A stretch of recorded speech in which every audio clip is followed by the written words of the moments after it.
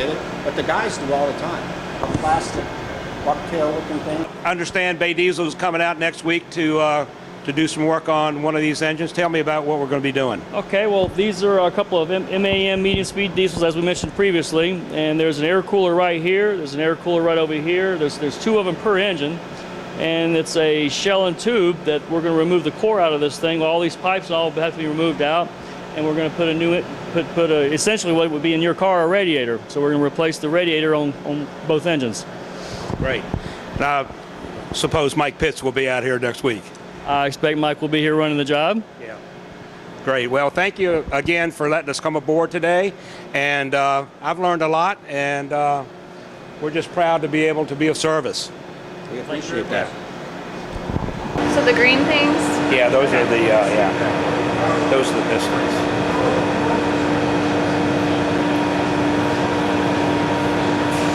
Tell us. Right now we're looking at the inboard bank of the port main engine. It's a 14-cylinder V-type engine with about 13,500 horsepower per engine. There's two engines on board the vessel. That's good for that. Yes, yeah. That's all. You know, this is just.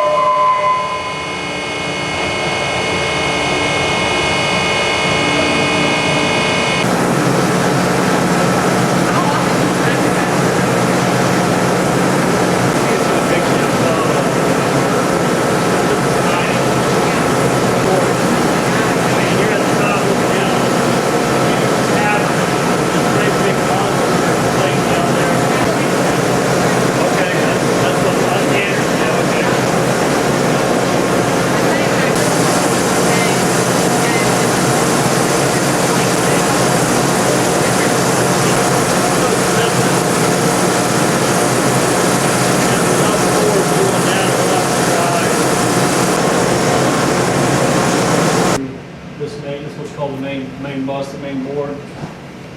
So is this all original to the chip? Yeah, this is all original. Wow. Yeah, mechanical stuff. This is all new. All the old stuff is, of course, electronics and instruments. Say that the new stuff is what the issues Well, are. this, I guarantee you, this will break before this will. Even though this is 35 years old, and this is brand new. This will still go first because it is built. You start the engines from here. We can. I know how to do it too. We can, of course, that's the maneuvering station there. That's a Bridgeport or Telegraph, and then the engineers would really say, okay, you can do that. Because, yeah, we're going to monitor your oil, your water temperature in your car. Wow. We'll monitor the air temperature going into each part of the engine. That's pretty cool. This thing.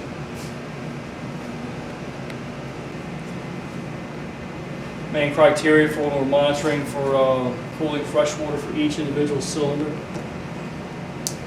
You can monitor these engines are V14s, 14 cylinders, so there's an exhaust temperature for each engine. We have two turbochargers, so we can monitor the exhaust going in and out of the turbochargers. And of course, then this is the main engine bearing temperatures. Over here would be the port engine, and the same thing. And of course, the port main bearing temperatures. Very important. And so all of those, Yeah. okay. Yep, you alarm for Wow. everything.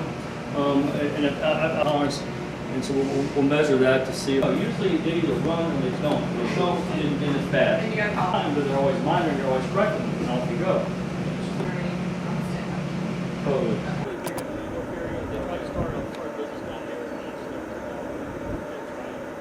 They're big things.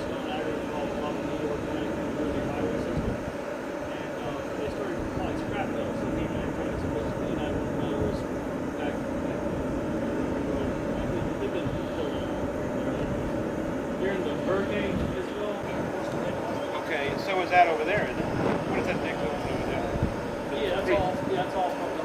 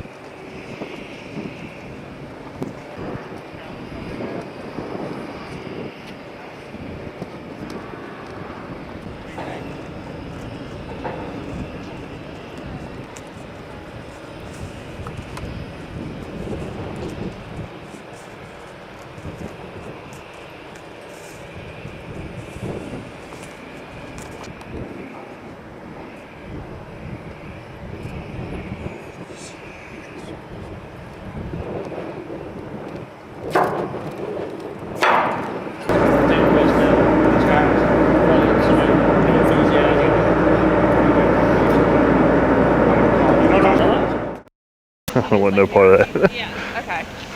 This is dry dock number 2 at Lion Shipyard. This is the research vessel Atlantic Explorer out of the Bahamas. It's receiving some hull work and just some general overhauls while inside our shipyard. What's that guy doing right now? Is he welding something? He's cutting something. What is it? You gotta explain. Well, I'm not sure what he's cutting up there. Oh, okay. So, I thought you knew. no, I have nothing to do with this boat.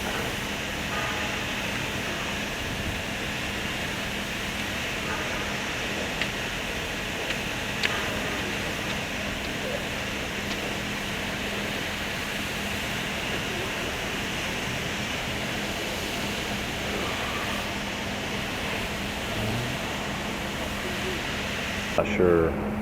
We can walk behind these buildings to go to the railway. Okay. See the guy in the beige. This is Railway 1. This is the Helen D. Coppage, a Moran towing boat out of Wilmington, Delaware. It received a fresh paint job, some miscellaneous work on the bulwark, and other miscellaneous repairs including overboards, sea valves, and that's about it. They're used tires, yes. What would use a tire like that? Construction equipment, like big bulldozers that run on tires. Oh, okay. Sometimes they use big old truck tires that have been, you can't retread them anymore. Why are the tires there? They hang the tires on the side because they use it for pushing ships, barges, anything. If it's metal on metal, you'll dent it, push a ship into a pier, or push a ship away from a pier when it's docking. So how long is the ship out of commission? This ship has been up since, I believe it was January 3rd it came up. Oh, okay, so it's not an in and out. No, they'll probably be here. This vessel is slated to go down, I want to say January 31st. Okay. But that's just, they'll pull it up, to paint it and do anything that's underwater repairs.